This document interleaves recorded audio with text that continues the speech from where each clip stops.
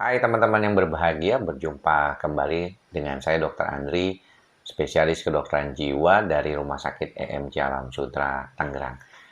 Pada kesempatan kali ini saya ingin sedikit berbicara panjang berkaitan dengan masalah yang biasa dihadapi seorang dokter jiwa di dalam prakteknya sehari-hari berkaitan dengan permintaan pasien untuk tanpa obat. Ya, tanpa obat nih. Jadi beberapa kasus gangguan kejiwaan sudah pernah saya terangkan sebelumnya, kebanyakan memang menggunakan obat untuk membantu proses pemulihannya. Karena memang situasinya biasanya datang ke dokter jiwanya itu sudah cukup berat kondisinya dan tentunya membutuhkan pengobatan. Tapi ada beberapa pasien yang dari awal memang agak anti dengan pengobatan dengan obat atau merasa bahwa obat ini bisa menimbulkan ketergantungan atau dependency atau sulit dilepas gitu ya. Dan menurut saya ini bukan sesuatu yang baru. Banyak di antara mungkin teman-teman juga khawatir terhadap efek samping obat ini. Dan saya kira adalah hal yang wajar kalau kita berbicara tentang pengobatan yang seringkali membuat kita khawatir sendiri gitu ke depannya. Si pasien biasanya melihat bahwa pengobatan ini seringkali apakah perlu atau tidak, dok. Karena dia sendiri sudah ragu nih, ya pasiennya ragu karena kelihatannya kan ini penyakit atau gangguan kejiwaan. Mengapa saya harus makan obat gitu ya? Ini nomor satu. Jadi di antara sekian banyak masalah yang seringkali timbul di dalam proses pengobatan adalah pasien merasa ada keraguan ya di dalam pengobatan. Ini biasanya berkaitan dengan stigma ya teman-teman ya. Stigma di kalangan dokter jiwa memang cukup kencang, cukup kuat ya. Di mana dokter jiwa ini seringkali dianggap oleh dokter-dokter spesialis yang lain juga adalah harapan terakhir saja gitu ya. Jadi mereka datang konsultasi ke dokter jiwa itu kalau misalnya si pasiennya udah di utak-atik, udah dilihat kondisinya tidak ada yang berkaitan dengan masalah medis yang signifikan, sehingga datanglah ke dokter jiwa.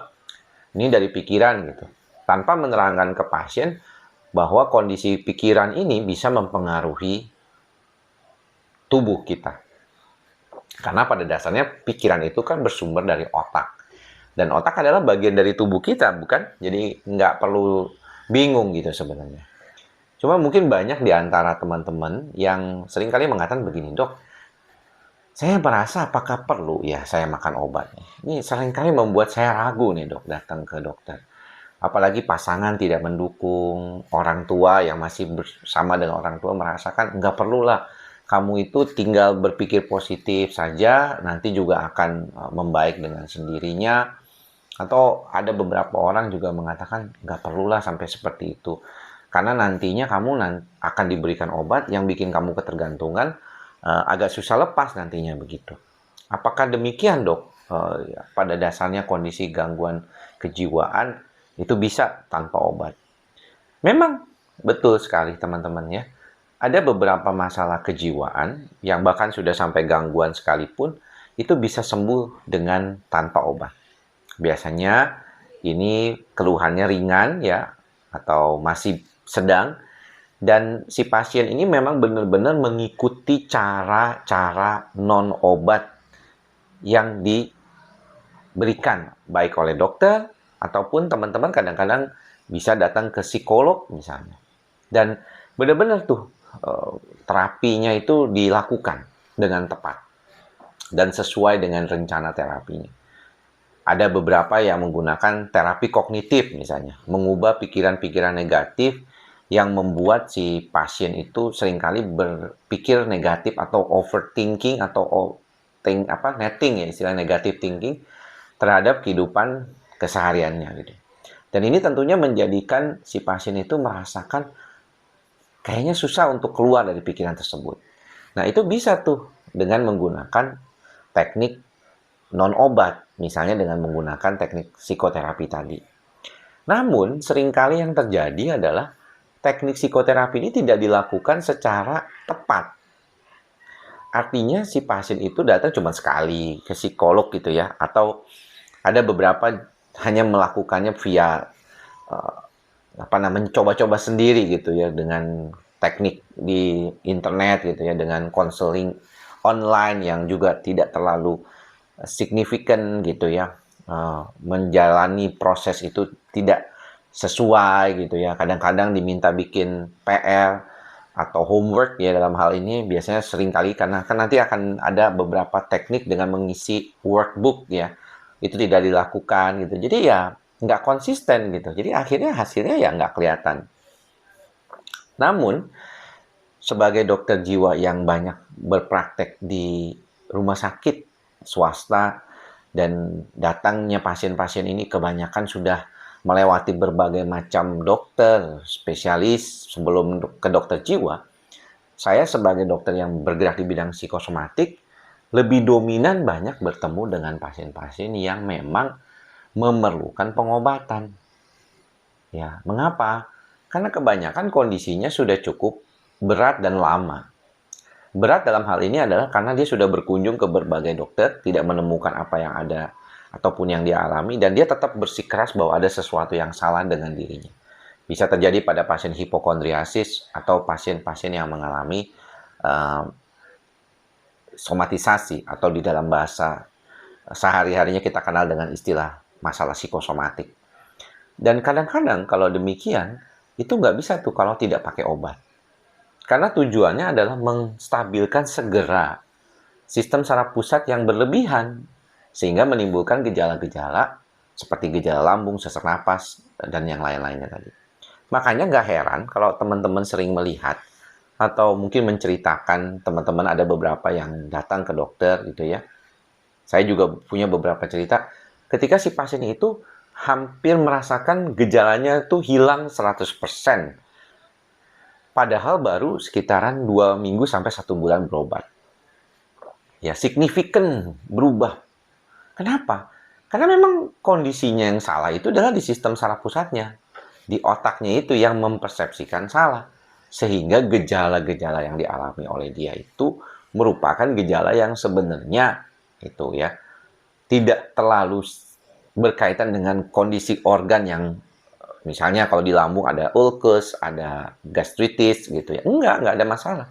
Namun karena pada konteks otaknya itu yang bermasalah. Jadi sering kita menemukan seperti itu ya di dalam praktek. Nah, orang yang mengalami gejala seperti ini bukannya berarti tidak perlu dengan terapi lain selain obat. Tentu kita juga menyarankan. Saya sih sebenarnya basic standarnya kalau di dalam praktek, asalkan si pasien itu bisa membantu dirinya dengan baik dengan cara melakukan perilaku hidup sehat yang bagus, maka itu udah 50% tuh udah tercapai itu.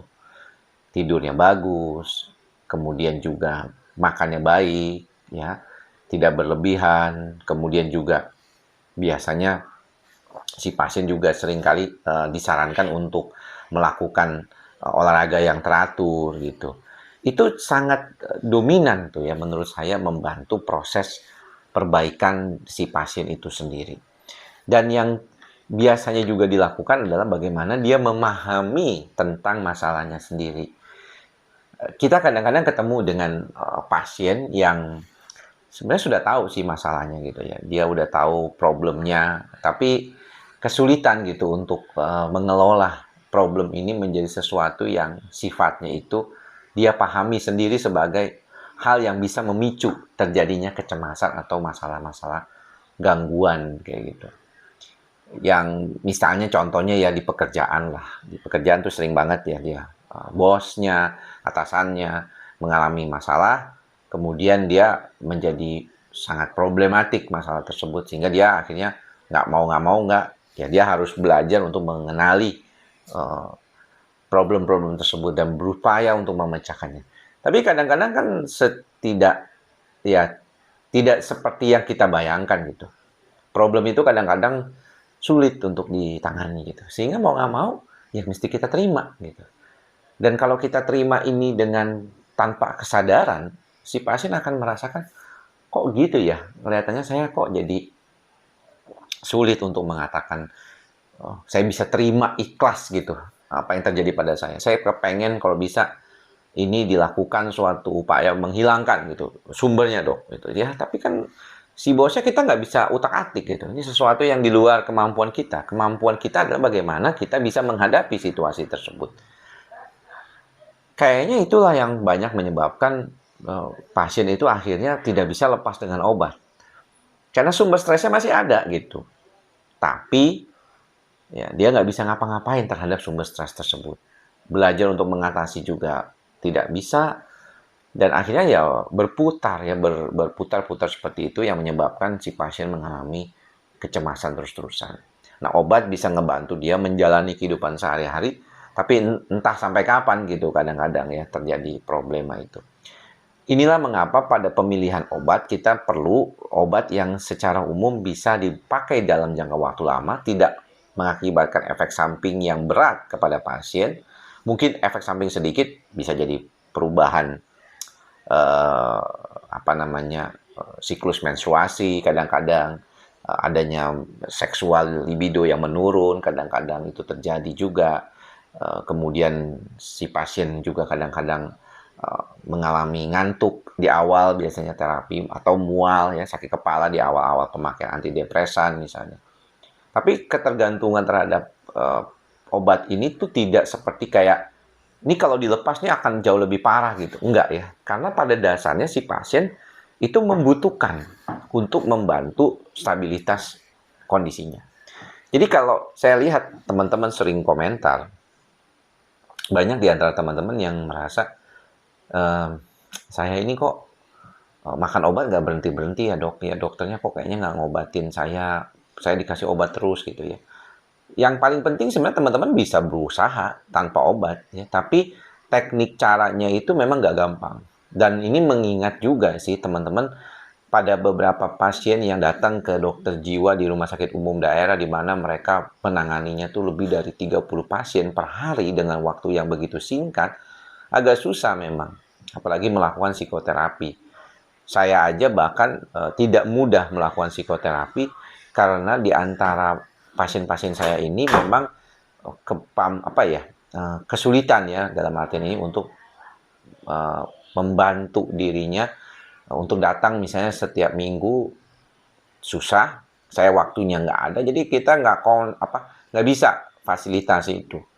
Nah, yang paling penting buat saya adalah diagnosis yang tepat dan pengobatan yang tepat. Ya, karena kalau pengobatannya tepat, gangguan psikosomatik, cemas, depresi itu bisa disembuhkan. Artinya bisa gejalanya berkurang, bahkan hilang, dan bisa ada fase tidak pakai obat. Jadi bukannya nggak mungkin itu terjadi. Itu sangat mungkin. Ya, pengobatan yang tepat, kemudian juga kita edukasi ke pasien untuk membantu kita melewati kondisi ini dengan baik. Gitu. Nggak mudah tentunya, si pasien perlu belajar, perlu berproses, perlu menyadari dengan ikhlas gitu ya. Kalau ditanya, saya punya pasien kadang-kadang kan mereka suka ngobrol di luar. Kalau ada pasien baru, terus ngobrol sama pasien saya yang udah 4 tahun, pasti dia merasa, aduh mati gue. Datang ke dokter Andri bakalan ketergantungan obat. Ini ada pasiennya 4 tahun nggak berhenti obat. Tapi jangan salah, ada beberapa pasien yang udah stop obat hanya dengan menggunakan obat 2 bulan sampai 3 bulan.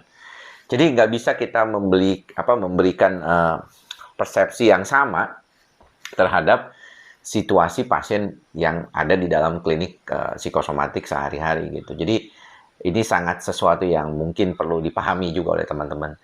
Ketika teman-teman berada pada pengobatan ya di berbagai dokter jiwa di seluruh Indonesia, kadang-kadang mungkin ada merasakan kok berbeda ya dok, saya sama dokter jiwa saya begini, sama dokter jiwa saya yang lain kok nggak dikasih obat ini, tapi dikasih ini, dikasih ini.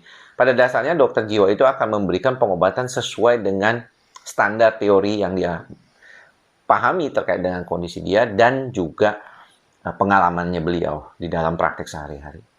Ini tentunya akan bisa membedakan mengapa obat itu bisa berbeda, ya. Tapi pada dasarnya kalau kita teliti, saya juga sering kali membandingkan obat karena banyak banget pasien yang datang ke saya itu rata-rata sudah berobat ke berbagai macam dokter, termasuk psikiater juga. Jadi saya tahu kadang-kadang jenis obat-obat yang teman-teman sejawat saya gunakan, basicnya sama aja. Sama aja kayak teman-teman mengalami gangguan lambung, datang ke dokter dikasih PPI. Cuma bedanya yang satu ngasih lansoprazol, yang satu lagi kasih rebeprazol misalnya. Ya, yang satu ngasih Pariet, yang satu lagi mereknya beda gitu. Itu begitu-gitu aja. Yang satu kasih Motilium atau domperidon, Fometa, yang satu lagi lebih dominan kasih Aqusip karena merasa udah lebih berat.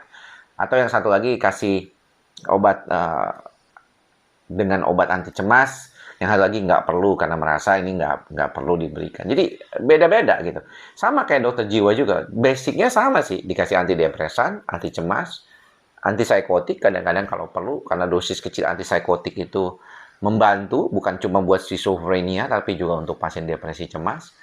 Dan juga kadang-kadang memberikan obat anti konvulsan atau obat anti manik ya pada beberapa kasus. Jadi memang seringkali kita bisa perhatikan adanya perbedaan range pengobatan, tetapi pada dasarnya itu sama. Jadi nggak perlu khawatir atau teman-teman nggak perlu takut.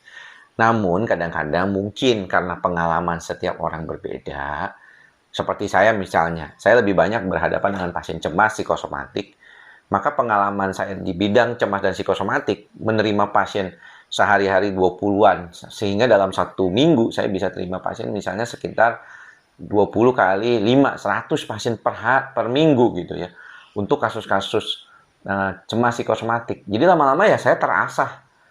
Ya, karena jarang menerima pasien bipolar, misalnya saya lebih terasa menerima pasien psikosomatik cemas, sehingga ketika ketemu sama pasien cemas psikosomatik dengan berbagai macam rupa gejala yang kadang-kadang membingungkan dokter-dokter lain, buat saya ini sesuatu yang biasa terjadi. Jadi saya bisa menangani dengan cepat, dengan baik, dan membantu dia dengan lebih bagus gitu. Itu sebenarnya perbedaan cuma di situ aja.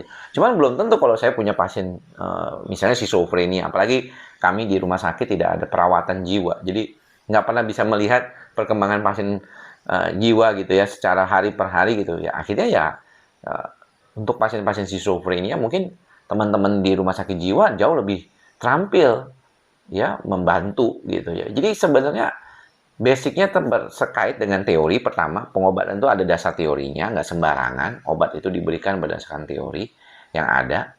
Dan yang kedua adalah berdasarkan pengalaman dokter itu sendiri terhadap kasus-kasus yang dia tangani. Gitu. Jadi proses itu yang perlu diperbaiki gitu. Dalam bagaimana kalau misalnya ada obat yang nggak cocok gitu. Nah makanya kenapa sampai saat ini saya masih rajin gitu ya kalau mau melakukan berbagai macam pelatihan ya, terutama pelatihan psikosomatik kepada para dokter, baik dokter jiwa, dokter spesialis penyakit dalam, dokter umum, karena merasakan bahwa kalau pengetahuan teman-teman dokter ini cukup terhadap masalah-masalah kejiwaan, khususnya cemas dan psikosomatik, maka teman-teman itu akan lebih cepat ditanganinya. Karena kalau dia udah nggak mampu, dia akan konsulin ke dokter jiwa. Dia nggak akan pegang sendiri gitu ya. Tapi kadang-kadang ada beberapa yang ya dia akan pegang terus karena dia nggak tahu juga konsul kemana. Dia nggak tahu bahwa dokter jiwa itu banyak memahami juga masalah-masalah psikosomatik, kecemasan, gejala fisik yang berkaitan dengan kecemasan. Itu satu yang paketan yang seringkali kita temukan dalam praktek dokter jiwa sehari-hari. Oke, saya kira demikian ya yang bisa saya bantu dan bagikan pada kesempatan hari ini. Mudah-mudahan bisa bermanfaat apa yang saya bincangkan pada kesempatan kali ini untuk meyakinkan teman-teman untuk tidak ragu berobat ke dokter jiwa, untuk tidak ragu makan obat-obatan psikiater yang sudah diberikan kepada teman-teman. Yakinlah bahwa itu bisa membantu teman-teman untuk sembuh dan jangan lupa untuk bicarakanlah dengan dokter teman-teman ya untuk membuat teman-teman yakin dengan pengobatan. Ya, bincangkanlah apa yang menjadi keraguan teman-teman sama dokternya, jangan sama dokter lain, apalagi di media sosial ya. Karena nggak etis seperti itu melakukan konsultasi gitu. Kalau datang beda karena dianggap sudah menjadi kontrak, ada kontrak terapeutik namanya antara dokter dan pasien. Kalau datang itu dan dokter pun tidak bisa menyalahkan dokter lain misalnya, oh ini salah nih obatnya yang kemarin nih kayaknya kurang tepat. Kita nggak pernah tahu kan waktu Anda datang ke dokter itu pertama kali kondisinya seperti apa. Mungkin kita bisa melihat, oh ini kayaknya kurang tepat nih Bu kalau dikasih golongan ini terlalu lama. Cuma saya bilang begitu dong berdasarkan apa yang saya pahami terhadap situasi kondisi kehidupan sehari-hari dari pasien dan juga penggunaan obat. Mudah-mudahan apa yang saya sampaikan ini bermanfaat. Jangan lupa Mantra kita bersama selalu ikhlas, sabar, dan sadar. Semoga semua makhluk berbahagia. Sampai bertemu lagi di lain kesempatan. Salam sehat jiwa. Bye-bye.